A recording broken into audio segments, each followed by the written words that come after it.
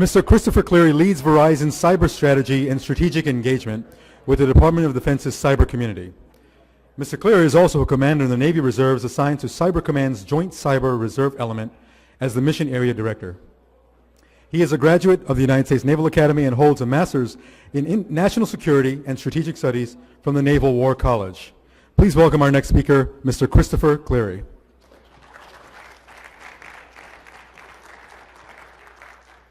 So thank you, everybody. Welcome. Before I get started, I just want to show a quick little clip and get everybody laughing for a minute. So press play. Rubbish. Yes, Volume. it's true. I may not be a master builder. I may not have a lot of experience fighting or leading or coming up with plans or having ideas in general. In fact, I'm not all that smart. And I'm not what you'd call a creative type. Plus, generally unskilled. Also, scared and cowardly.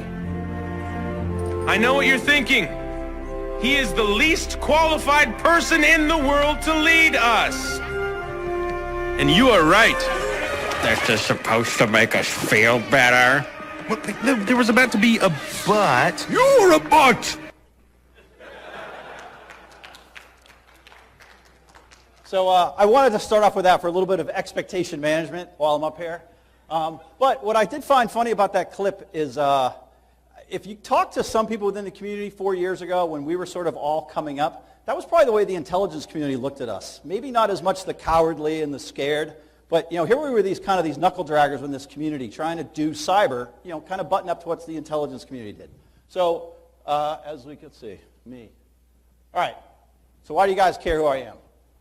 All right, so we're all products of our environment. My name is Chris Cleary. As the intro said, I'm at Verizon. I do a lot of cyber strategy for them. I'm also at USCYBERCOM, where I'm the Mission Area Director for the Joint Cyber Reserve Element, which means I report to two masters. I work for Albert Rogers. I work for Lowell McAdams. But until we build a creative training plan for this, we're all products of our environment. And this is my background. I've been commercial, I've been public, and a few things that picked out of here, lessons I learned. The first one is when I was a Hornet maintainer. And what I mean by that is just because you know how something works or you know how to use it, or how to fix it, doesn't mean you know how to use it. The other one was when I was running landing craft with Marines, things happen on a timeline, and it better or Marines get all upset. And the other one that I'm going to use for this is when it comes to don't shoot the messenger. So I'm going to try and walk a fine line between an L&O that would do, let's say, Verizon. I'm going to carry some water from a telecom, not necessarily Verizon, but telecoms, and I'm going to speak a little bit for what the DoD should know and back and forth. So for instance, this is the environment we're in.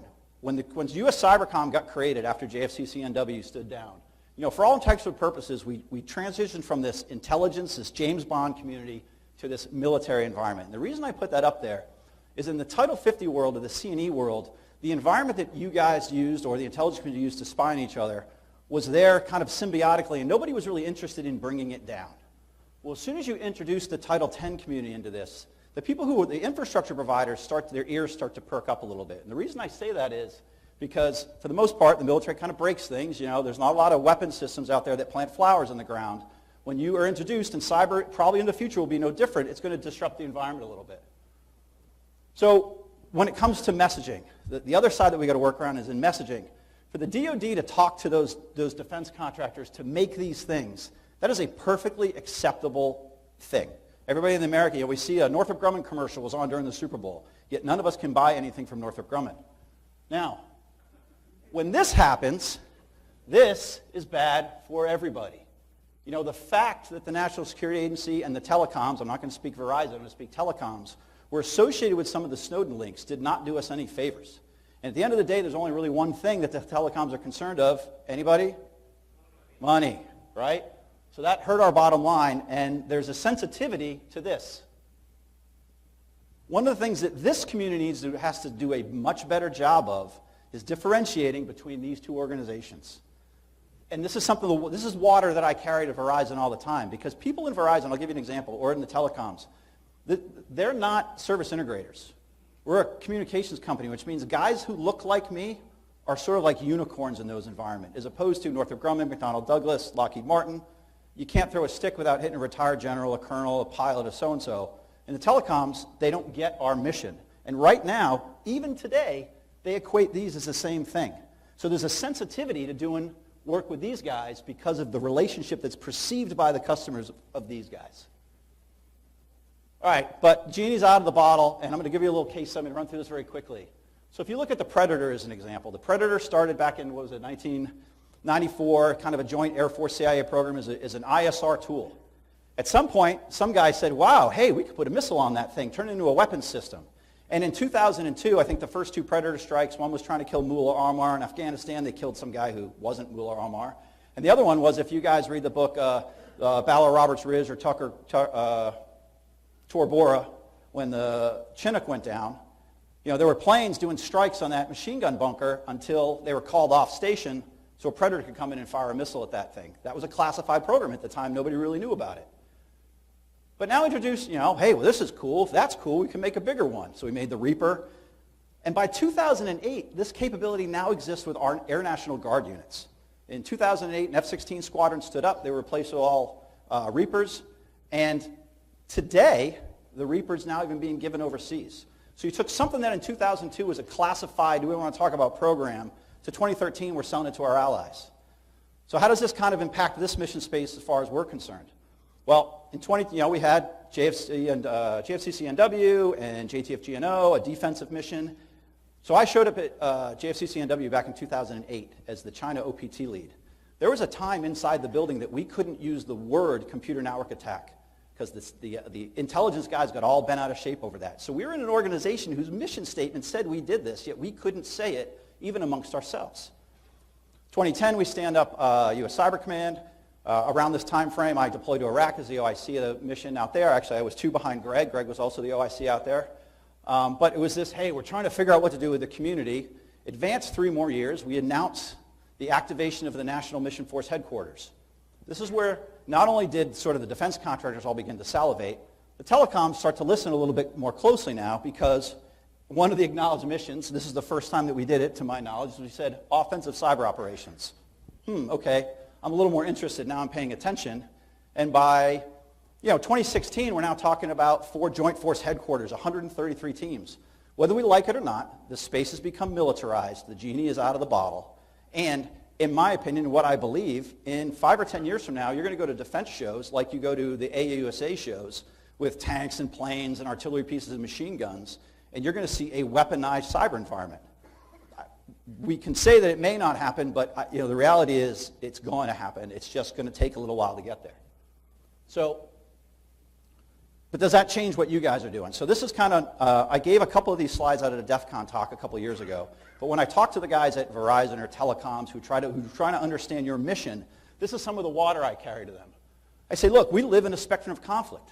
The simple fact is the military exists to, at the end of the day, take the things that are on the right of that screen and bring them to the left of that screen. If there's general war, our goal is to take any objective or anything that we're doing as a military and drive it to stable peace. And for the next conceivable future, we're going to be in this middle ground for a while. You could talk about strikes and raids. It's the favorite one that I like to talk about in the limited intervention. We've begun to see those, and we're going to see those more often.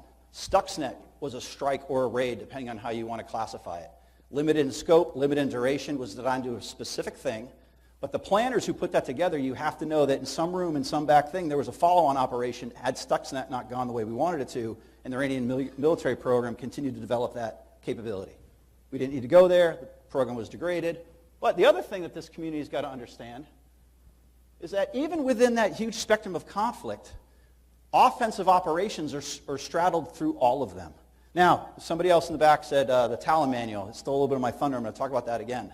Offensive operations, an attack designed to kill a person or blow up a box. So you can say, well, wait a minute. I get offensive operations in things like irregular warfare and general war. But limited intervention, why, if we were going to do, let's say, a non-combat evacuation operation in some country, would you have an offensive operation? Well, I would argue that in the conducting of those non-evacuation combat operations, if you're taking sniper fire from a building and a team of Marines goes in and takes care of it, that looks like a pretty offensive operation to the guy in the room who was the sniper. You can say it was defensive all you want, but I'm sure the guy who you fired rounds at would think a little bit differently. So arrows are not trivial. The other thing is we as military planners in this room kind of saying, hey, look, how are we going to conduct military operations in cyber? We come up with plans. And when I gave this talk at DEF CON, it was all about the planning process and why this is important and why, yeah, you need people with authority on one end and people with technology on the others. But you really need that middle group, that planner group, to pull those two communities together. And somebody afterwards, they were beating me up at a question and answer session. And they're all hackers, and they wanted to take the non-technical guy down. And I said, all right, well, let me give you an example. There was like 20 of them in the room. I said, how many of you guys know how to launch a denial of service attack? And of course, arrogantly, every hand goes up. I said, okay, that's great. How many are you prepared to do it right this minute? And again, all 20 hands go up. And I look at them and I say, what, telekinetically, exactly how are you going to do it? Oh, well, I need my computer. Oh, you need a computer. Where's your computer? Well, my computer's at the hotel. Well, where's your hotel? Well, it's at the Rio. Well, we're not in the Rio. We're in the Bellagio. How are you going to get there? So the point is I started dragging them through this process. And I said, what you meant to say is when you get to your computer in 45 minutes with access to a cab with $20 in your pocket, then you could do a DDoS attack. That's what you meant to say, right? Well, yeah, of course. Okay, what are you going to attack? Well, you didn't tell me. Oh, you need some information from me. How long can you do it? Well, I could do it for forever. Forever, forever? You don't have to go to the bathroom. You have to take a shower. You don't have to eat. I said, what you meant to say was, with you and two of your buddies locked in a hotel room 45 minutes from now, delivered pizza every 12 hours, you could do this operation for 2 weeks until you killed somebody, until you killed each other. That's what you meant to say. Okay, yeah, that sounds more right. And I said, do you see the difference in those two answers? If I took your first answer back to my boss, I said, sir, we're ready to go. Boss would say, go. And they'd say, well, I need a computer. And I'm like, well, you didn't tell me those things. So that's why the planners are important to this mission. So as we continue through, again, what the other side of the world, the telecoms of the world don't speak is this operational planning process. This is the so what of how we push our ops through. And then we come up with effects-based planning. So here's where we're going to start to get into where, again, the infrastructure providers start to perk up a little bit.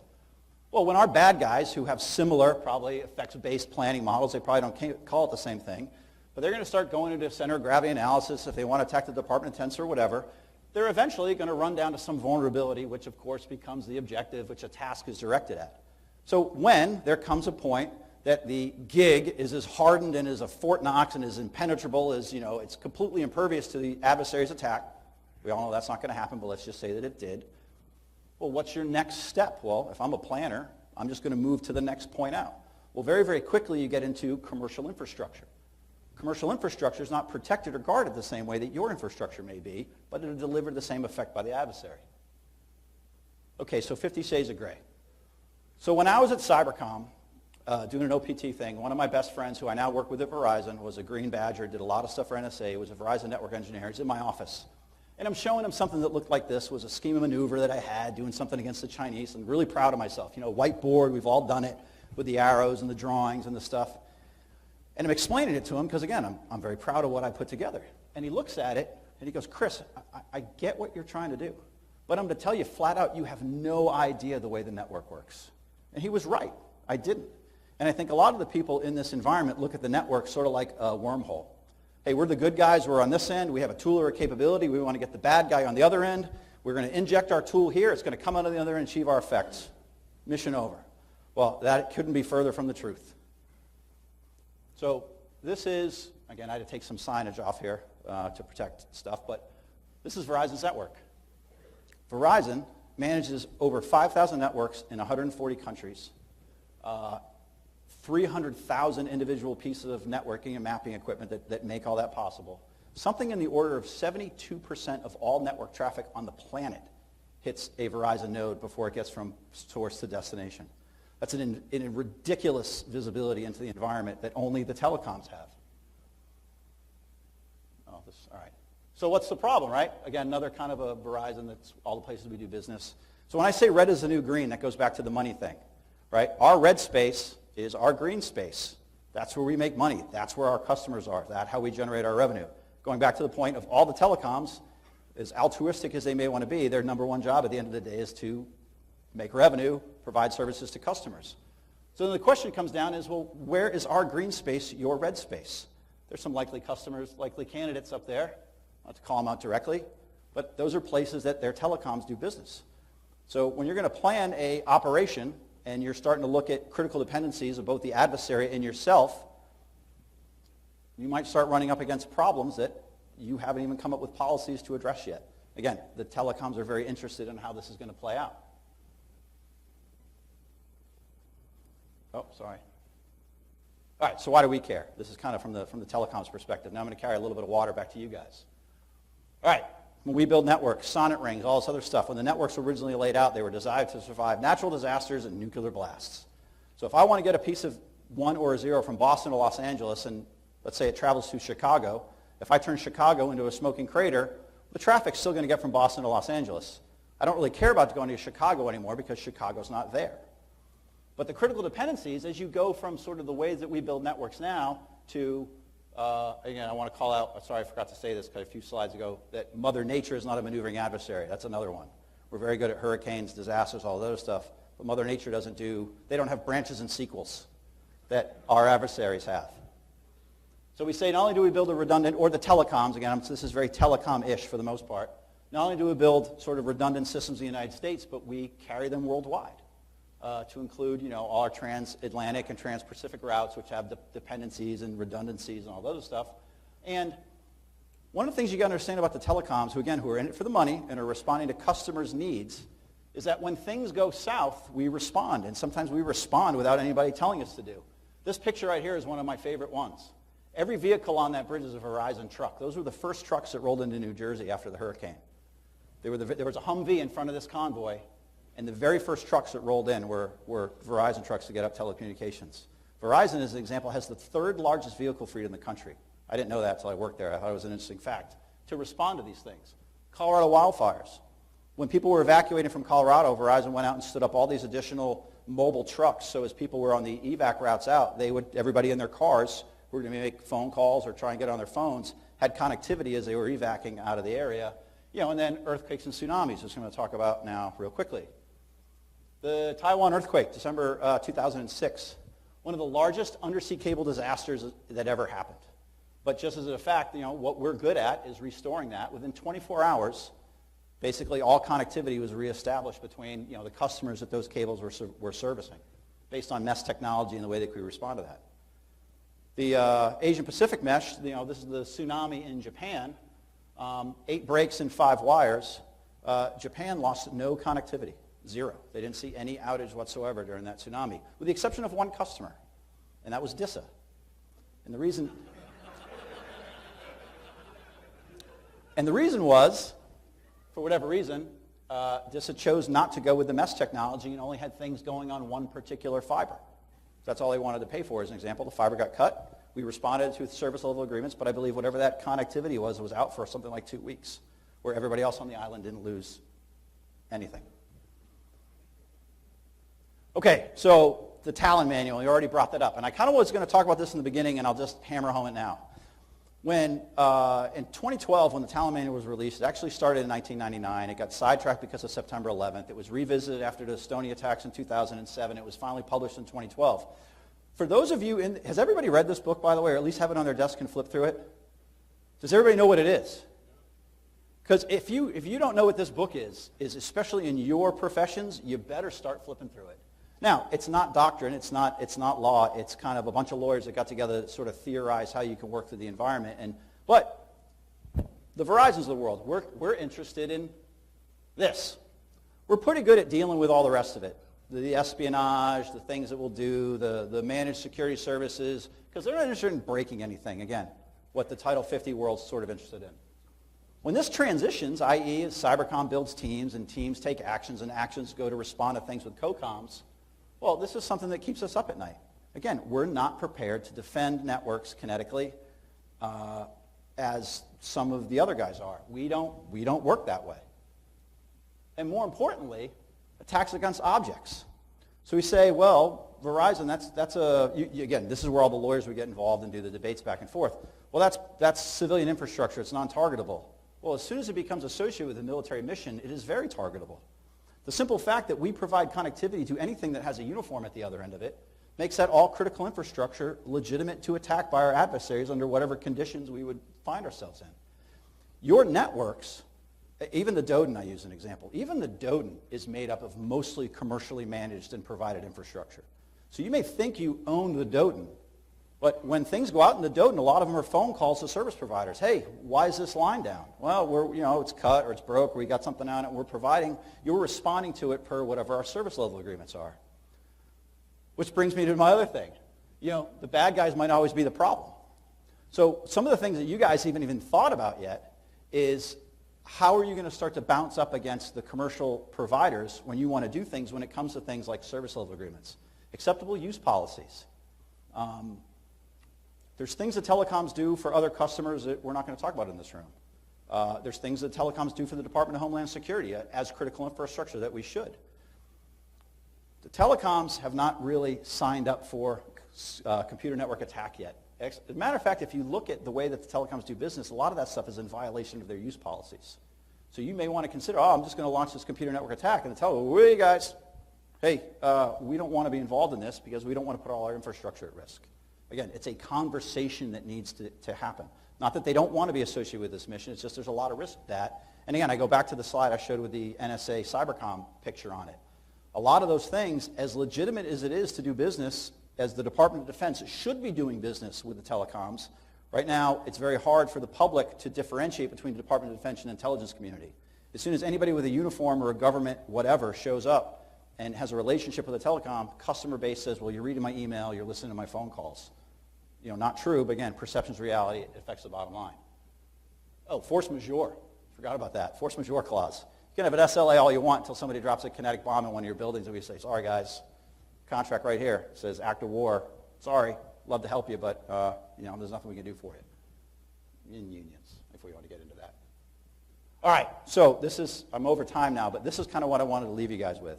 So we've all seen the movie The 300. Hey, we're going to come at you with everything we had. Hey, great, we will fight in the shade. So what I'm curious about and the things that I've tried to bring to my guys at Verizon and sort of run back to you guys here in the community to say, hey, look, the anonymity question is an example. If you go through the laws of armed conflict, rules of engagement, all the other stuff, the reason that you wear uniforms and I wear uniforms on the weekend, and in any level of hostility, and even a uniform and a ship with a flag on it, a plane with a flag on the side of it, a camouflage tank, is a legitimate military target to our adversaries. Can we always fight from the shadows? When is a force? Now I understand, I think there was the thing on the special forces community, and I would always said that when I was at Cybercom, I always believed that we had special force-like capability is what existed already. We had SEAL Team 6-like guys in areas that could do things. But the unique thing about SEAL Team 6, as capable as it was to fly into Abbottabad and kill bin Laden, SEAL Team 6 couldn't take over Abbottabad or take over Pakistan. That's what we have the 10th Mountain for. That's what we have carrier battle groups for. That we have Marine, amphibious units for.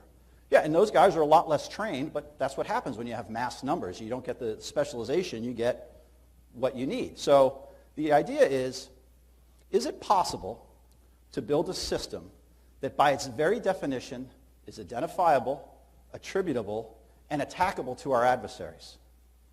Now, people will say, well, wait a minute, you can't do that. They're going to see our capability, right? They're going to come up with a defense. They're going to come up with a countermeasure to what we just showed them. Well, guys, I hate to say it, but that's the nature of the beast.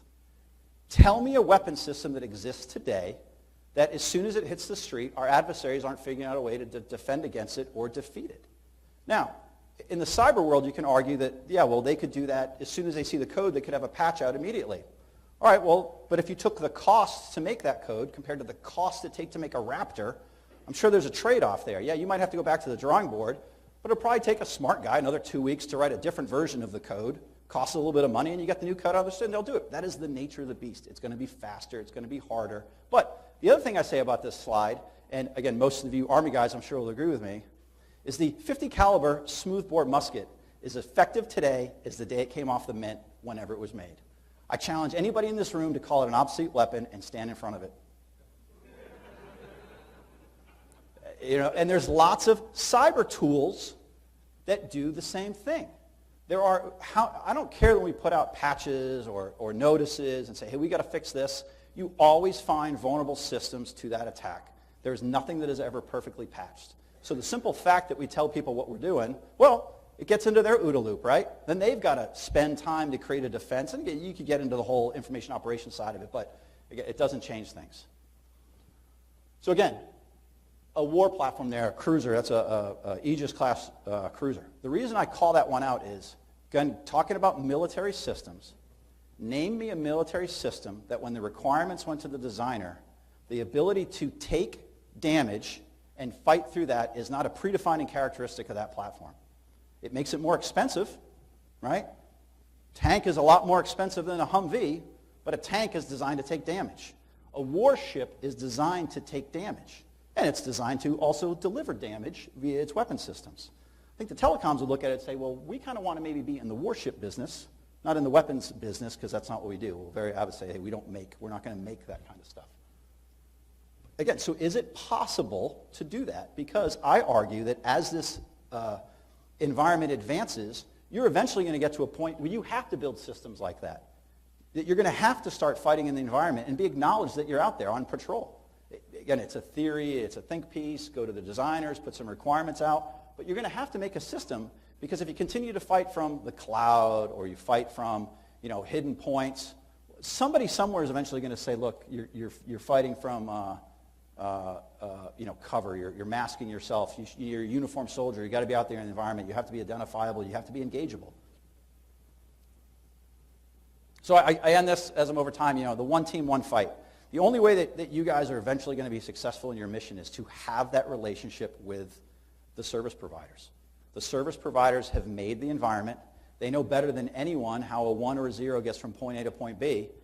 And when you begin to start to introduce capability into that environment, if you don't understand how that tool propagates from point A to point B, or understand what's on the other end, that might mitigate your action. And I'll give you one example. One of the things that Verizon, as well as the other telecoms, do is DDoS protection. They're very, very good at it. So what if, from the infantryman-like attack, DDoS becomes a capability because it creates noise and it's a distraction, and that's what the 10th Mountain guys would do. The dev group guys would do something real sexy, but 10th Mountain, they do DDoS. Well, what if what you're attacking is something protected by a telecom that just simply, hey, we have a way to load shed it off of them. You can DDoS it all you want. They're paying for a service that's just going to mitigate that effect. Your action goes out the window. So again, the communication from your community to the other community needs to sort of be established, or you're going to have a tough time fighting in this environment. And with that, I will take questions.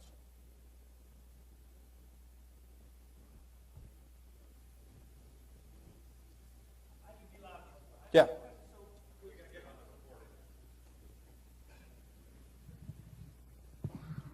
Colonel Ed Madison, Chief Information Assurance for DAIG. So Verizon's a international corporation, right? Multinational corporation. And so how do their allegiances lie necessarily with our operations versus another country that's also a paying customer? So that's a very difficult question. A lot of those even Verizon subsidiaries are owned by those local governments. They're not even U.S. companies per se. So if you were talking to our lawyers, they'd say, look, there are customers. There's almost a neutrality side to it. We can't be seen as part of the fight. We don't want to be part of the fight. For the very reasons of once we're associated with it, customers know, well, wait a minute, if you're part of the delivery vehicle for the U.S. government, I don't want your network in my country. I've just given you the keys, to our backyard. So that is again, as your mission begins to advance and you get a little further out there, you've got to start this, because those are one of those hard questions. When you go to deliver, no kidding, offensive cyber. And the other thing that I say about this is, again, I'm a huge fan of this mission space. When I was at the Naval Academy, I wanted to fly Hornets, but calculus talked me out of that, and then I became a ship driver. Right? Yay for ships. Yeah. But if you look at military aircraft, there's only one place that you can fly a Raptor. There's only one place you can fly an A-10, call it the General. There's only one place that you can fly a Chinook helicopter. Those are in the military. So guys join the military to fly those platforms, because you can't fly them in the commercial world. I'm convinced in 10 or 15 years, we are going to have developed capability that the only place you can get your hands on it is in the military. We're not there yet. I would argue the commercial world, the reason you're losing guys to the commercial world is they've got some of the better tools right now. But as soon as the training program kicks in, these national mission teams get stood up, the capability providers come, and some of these things are worked out with the telecoms, there's going to be Raptor-like capability in the military that there's no other place on the planet that you can put your hands on it, because that's eventually what this mission space will become. We're not there yet. We've got a long, long way to go, but I'm convinced that that's going to be the case. More questions? Really? One question?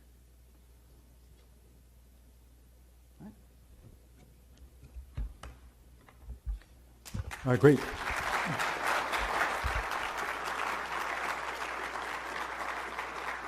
Mr. Cleary, thank you for your presentation. Here is your black badge from Cyber Talks. Appreciate it.